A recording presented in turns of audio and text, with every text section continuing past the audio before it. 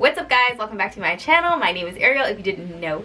So today's video is going to be something that I've been asked about, and I know this is a struggle for a lot of people, whether you are a beginner or an expert. This is something that can definitely help you. If you are a lash artist, if you want to be a lash artist, or if you are just in the market for growth, this is the channel for you.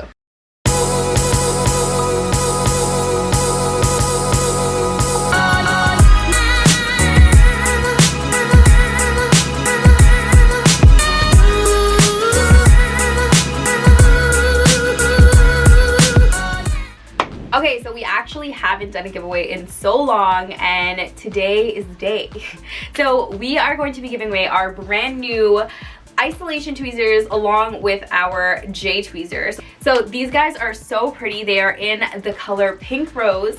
These are them right here. This is our isolation up here and our J tweezer at the bottom. Our placement tweezer. So if you guys want to win this beautiful little duo, you just gotta follow some rules. So rule number one is you have to share this video on Instagram and tag Flourish Lashes. We will be reposting you guys on our Flourish Lashes story, so be sure to tag us because we will be checking, okay? And then when you guys are done, go ahead and comment done on this video. And that's it. Don't forget to enter our giveaway right now. We will be announcing the winner next week. So my next week, Thursday's videos. So you guys have a week to go ahead and enter, and I will be announcing the winner on my Thursday's YouTube video. Does that make sense? Okay. Okay, so today's video is going to be all about inventory. It's going to be all about how I keep my inventory tips I have for you, and basically the best way to go about it so that way you're not overstocked or understocked. So let's just get into it. Okay, so first off, I do want to say that it was very different for me from the beginning of my lashing career to now. So there are things that change along the way, and that's totally normal. Things obviously have to change, progress, all that good stuff. So it is very different, and I am going to talk about what happened or what I did at the very beginning versus what I do now, and things I recommend you do in the process.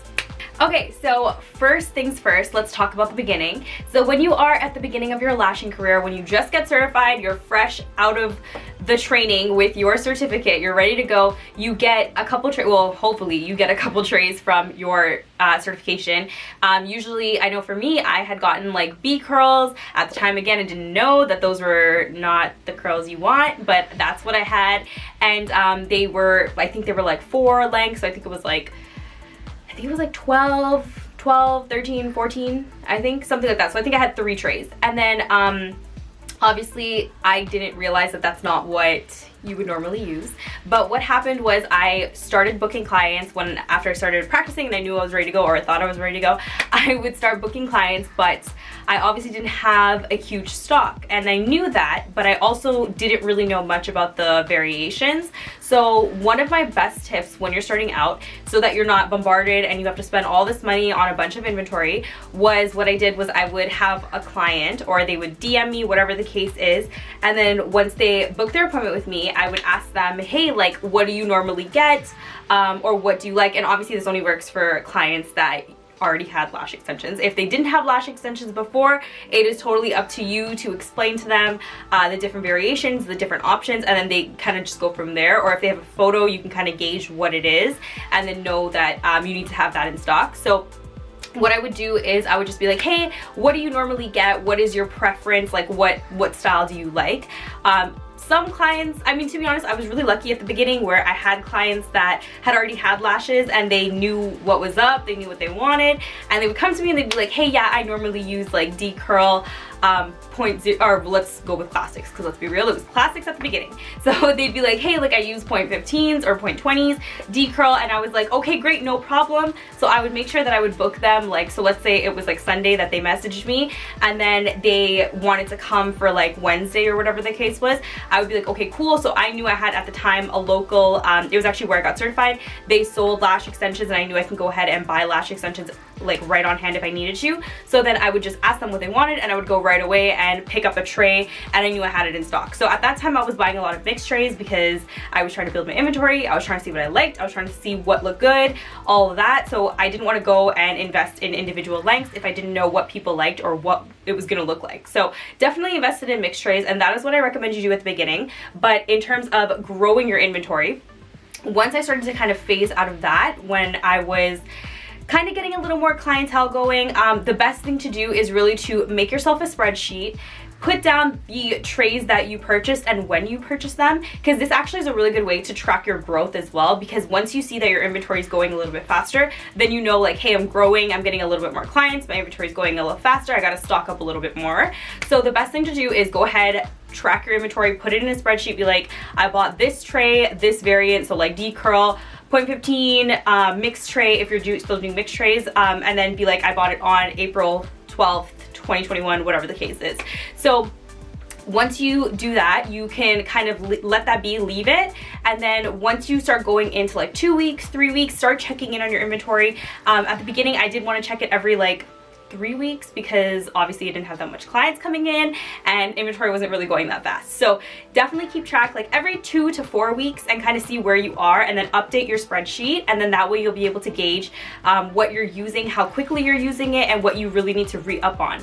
A really good trick here too is that when you buy those mixed trays and you see what is being used faster, that's when you know you can buy like that length as an individual length. So let's say like you have a mixed tray, D curl, and you're missing your 12 millimeters super fast, and they only come with like 2 strips. So then you know like, hey, okay, you know what, it's time for me to invest in like an individual length of or an individual tray of 12 millimeter, and then you can start building your inventory that way. So once you start doing that and you get a good inventory going, you now want to keep track of it every, like I said, 2 to 4 weeks. Make sure that you're still read up, make sure that you have enough. So the other thing that you can do is once you start seeing that you're maybe like 2 strips down, like you only have like 2 strips left, I think then you want to make sure that you have another tray coming, because then it also, there's the factor of whether or not you're buying it locally. So if you're going somewhere to purchase it, or if you're actually buying it online, you got to factor in shipping time. So when you have shipping time, and then depending on how many clients you have in between that time frame and what they want, obviously if it's a new client, sometimes you don't know what they want, so you want to make sure that you are definitely stocked and ready to go if you have a client coming in that wants a specific length. So I would say don't let it go lower than 2 strips, so that way you're always in stock of what you need. It's always better to have more than less. In certain cases, you obviously don't want to have like a crap ton of lashes or a crap ton of trays that you just can't get rid of and you wasted all this money, but you definitely don't want to be short and have to sacrifice that client because you can't give them what they wanted, or like you try to finesse and use a different length or use a different curl because you just didn't have it. And a lot of times clients can tell, especially if they get their lashes done pretty often, so don't do that. Okay, so then moving on from lashes to some other products.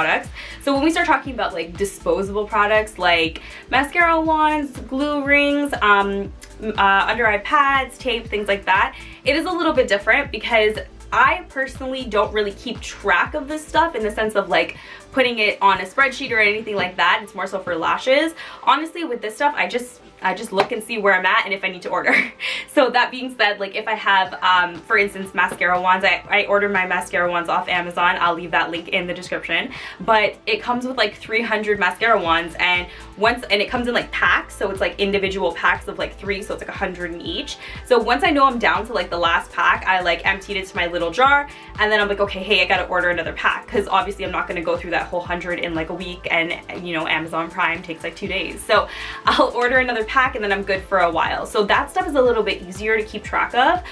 Things like under eye gel pads, you do want to make sure that you have a good stock as well, because the same thing happens, like you don't want to be understocked. You don't want to have, let's say like it's Sunday evening and you're like, okay, for the week, this week I have like 4 clients and I have enough pads for that. Say you have like 4 like pairs of pads or 5 pairs of pads left.